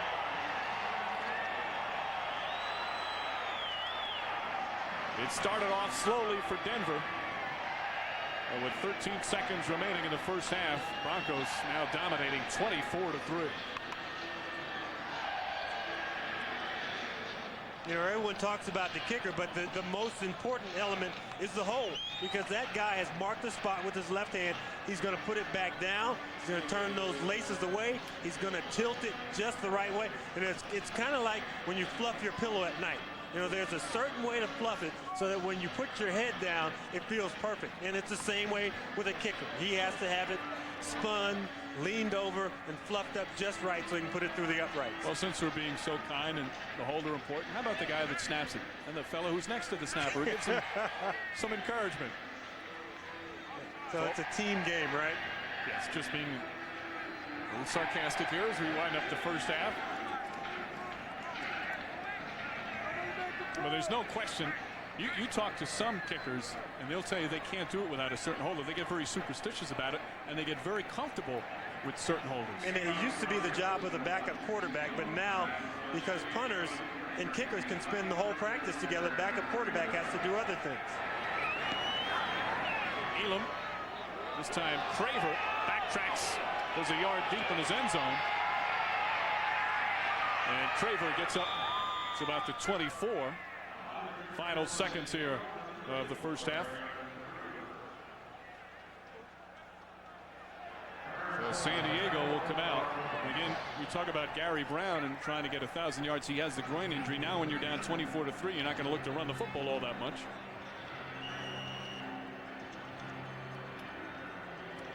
It's been a tough go for Wheelahan, but he's excited about his opportunity to finally play, and he knows that he's using every series for experience.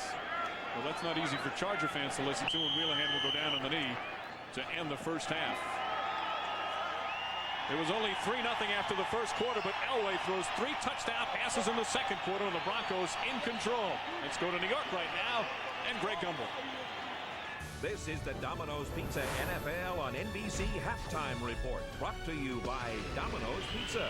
Domino's, delivering 1 million smiles a day. And we welcome you to our studios in New York, along with Joe Gibbs, Sam Weish, and Chris Collinsworth. I'm Greg Gumbel. Let's run down the story so far on a very busy final Sunday of the regular season. First of all, at the Silverdome in Pontiac, at halftime, the New York Jets with a 10-3 lead on the Detroit Lions.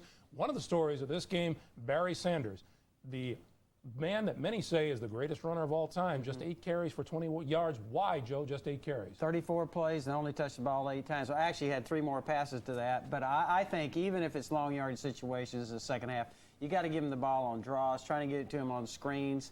I don't know, Scott Mitchell, they said he missed practice, maybe hurt, who knows. He's been fairly ineffective on the first half. Certainly a great job, I think, by the Jets defense. But isn't that even more reason to give the football to Barry Sanders if your quarterback's nicked with the rib thing coming into the football game? But you have to talk about what this defensive staff for the Jets has done. It's the same thing they did at the end of the season last year when they were in New England. They simply, at the end of the season, they've begun to dominate. Last week, they came off one of the best performances of the last 15 years, holding the Tampa Bay Buccaneers to about 111 yards of offense. They turn right around now on the road against the Detroit Lions in essentially a playoff game, doing the exact same thing. So far. So far. All right, in Denver, the Broncos tuning up for the playoffs, leading the Chargers 24-3 in the game that you're watching, and John Elway regaining some of that magic touch that he hasn't had the last couple of games. Yeah, maybe coming out of the slump. And for him, it's been a slump without Terrell Davis kind of sharing the load and maybe kind of disguising some of the off weeks that he's had recently. Without him, John Elway had to step up. He is 16 for 23, 3 touchdown passes. That's stepping up big time. All right, Sam, in Oakland, the Jacksonville Jaguars with a 14-3 lead on the Raiders. They are early in the second half. And in Arizona, the Falcons with a field goal lead over the Cardinals. Significance of this game, should Arizona lose, then the Cardinals will get the #1 pick in the NFL draft. If Arizona wins, then the Indianapolis Colts will claim that pick. Earlier today in Minnesota, the Vikings over the Colts 39-28. Robert Smith, 160 yards on the ground, set a new Vikings record. Finished the season with 1,266 yards rushing. 10-10 in the second, a 76-yard run by Robert Smith led to this. Randall Cunningham to Chris Carter, second of 3 between those two today. 17-10 Minnesota, 23-10 now. Kelly Holcomb came on twice in relief of an injured Jim Harbaugh, but he hurt the Colts with 5 turnovers. Robert Griffith, the interception here, led to a Cunningham touchdown pass to Andrew Glover. Indy rallied, but after Harbaugh was shaken up for a second time, Holcomb fumbles away a snap, leading to a Viking field goal. Minnesota wins it 39-28 and clinches a playoff spot in the NFC. Now, in Washington, the Redskins keep their playoff hopes alive with a 35-32 win over the Philadelphia Eagles. Darrell Green honored before the game. Last week he passed Monty Coleman, setting a new team record by playing his 217th game. The defense scored Washington's first touchdown. Then Green picks off Bobby Hoying here and returns it 83 yards for another defensive touchdown. His first interception of the year, his 7th career return for a TD. Washington up 14-0, the final. 35-32, and then Redskins fans were invited to watch the Lions-Jets game, which will determine the Redskins' playoff fate. We will explain all of that for you momentarily. In Kansas City, the Chiefs finished the season 13-3 with a 25-13 win over New Orleans. In Tennessee, the Oilers beat the Pittsburgh Steelers today 16-6. In Tampa, the Bucs claim a home wild card game with a 31-15 win over the Chicago Bears. In Dallas, the Giants over the Cowboys today, 20-7. Deion Sanders out with a fractured rib, gets onto the field, providing his teammates with some refreshment, but not enough. Giants extend their lead here from 3-0 to 10-0. Danny Cannell to Chris Callaway, 21 yards. Cannell only played in the first half, but it was enough. 13-0 in the second now. Rodney Hampton, his first touchdown of the season, 49th of his career, setting a new Giants team record. A frustrating season for Michael Irvin and the Cowboys. Meanwhile, Tito Wooten illustrating the fact the Giants made a clean sweep of the NFC East. They went undefeated, 7-0-1, first team ever in the NFC East to do that. The Giants win it 20-7. And in Cincinnati, the Bengals go 6-2 over their last 8 games. They beat the Ravens 16-14. Now here's what the wild card picture looks like next weekend. First in the AFC, the Jets win today. The matchups are Jacksonville against Denver Saturday, the Jets against either Miami or New England on Sunday. If the Jets lose, Jacksonville and Denver would still play Saturday. Miami and New England would play on Sunday. In the NFC, with the Lions win today, Minnesota would visit the Meadowlands Saturday. Detroit is at Tampa on Sunday. If the Lions lose, the Giants host the Redskins Saturday, and Minnesota plays Tampa on Sunday. We will send you back to Denver for the second half after these messages and news headlines from your local station.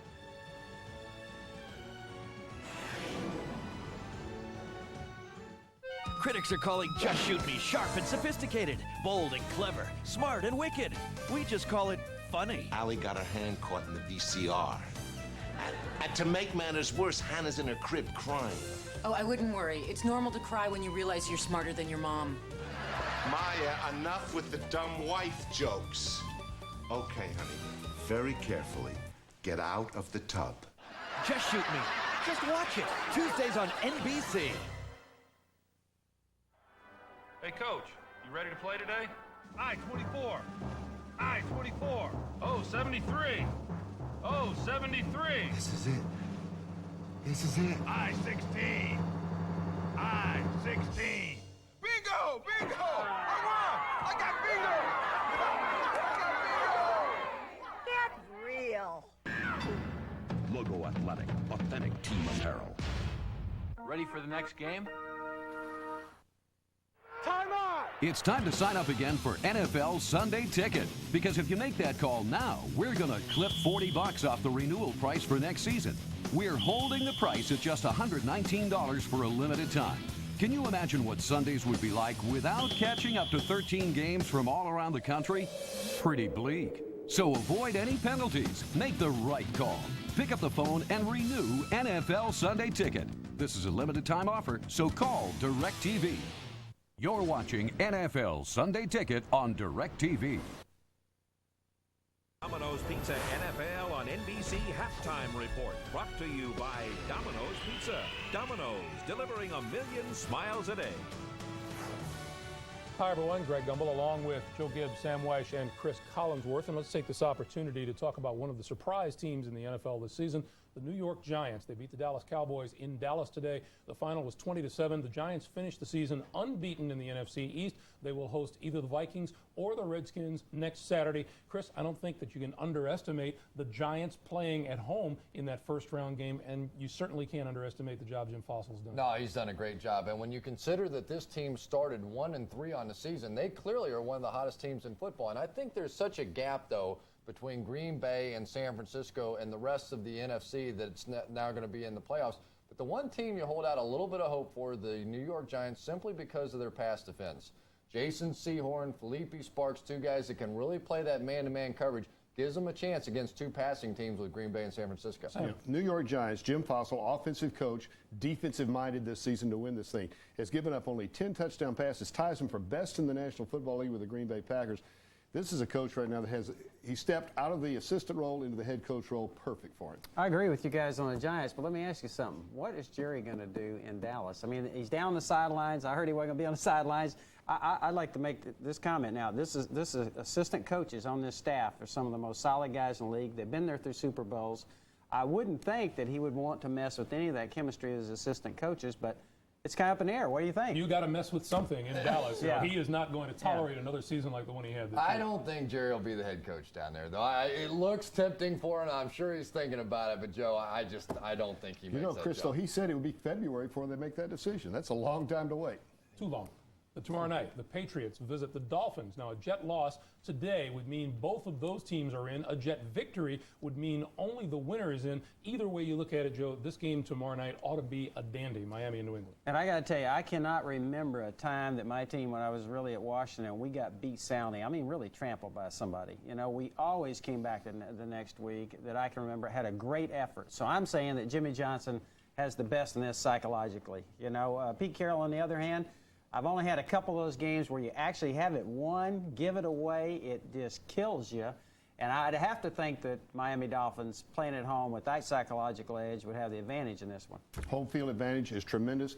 Don't worry about anybody playing for the next match. They may match up again in a week in the playoffs right here. Forget that. They'll cut everything they've got, shoot all the weapons in this one, try to get that home field advantage. I will say this. Both these teams at times this season have shown the ability to bounce back after a tough loss the previous week. Yeah, and don't forget the first time that these two teams got together. Dan Marino threw all those interceptions, a couple for touchdowns against New England the first time around.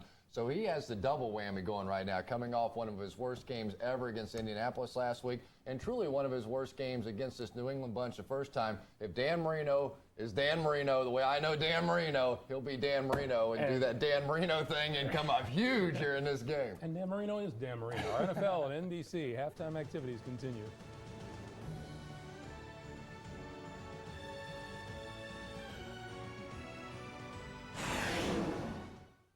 Special Monday night. Susan, she's got sass. Maddie, she kissed Jack last week, so I'm gonna kick her. Okay, Jenny's new with a bride and groom, a tiny wedding prank. Oh, what fun it is to watch as Jenny's head goes yank. Ouch! Caroline, oh my, shiny Christmas shirt. I look like Siegfried and Roy's carry-on luggage. The fireman's got fired up, ball hot, and his good looks sure don't hurt. NBC Monday. Feel that? I'm getting it. Okay, class, rules of driving. Norman. Observe the speed limit, stay 2 car lengths behind, and always pass on the left. Wrong answer. There are driving schools, and there are driving schools. At the Russell Racing School in Sonoma, California, you only fail if you get passed. But don't forget your Visa card, because you won't move an inch using American Express. Visa, it's everywhere you want to be. This is NFL Sunday Ticket. We need everybody today. Every single person on this team. Guys, right here. Come from the heart, baby. Come from the heart. Dominate. Dominate. Dominate. Dominate. 1, 2, 3. Dominate. Listen. Bring it on, baby. Sideline to the 35-30. He's gone. One clean time, man. One clean time, baby. All right.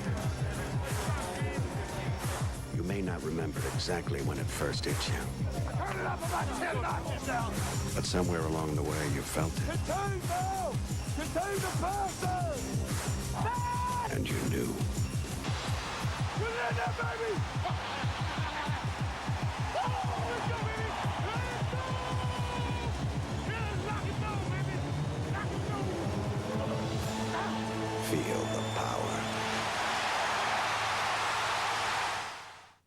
Next Saturday, take a look back at the greatest sports moments of the past 12 months in Sports Illustrated's 1997 The Year in Sports. Next Saturday on NBC. Halftime at Mile High Stadium in Denver. Broncos playing for home field the next week's wild card game. And they are in control 24-3 over the Chargers. Hello again, everyone. Along with James Lofton, Mike Breen on hand. Started off slowly for the Broncos. In fact, Chargers got on the board first with a field goal. It was 3-0 after one. Well, then all hell broke loose for the Broncos. Elway went nuts. All hell broke loose in the officiating department first, but John Elway has been on target today. His receivers have held on to the ball. The big question mark is, who does Mike Shanahan put in for the second half of this ball game? Well, Elway, again, he's been struggling the last couple of weeks a little bit. Vaughn Hebron coming in today, and Vaughn Hebron doing a good job there. You see the rushing yards. Hebron averaging about 4.5 yards per carry, but it's Elway that did the job in the first half. As we look at our Coors Light halftime stats, Elway did throw 1 interception, but 3 TD strikes, 2 of them to Rod Smith.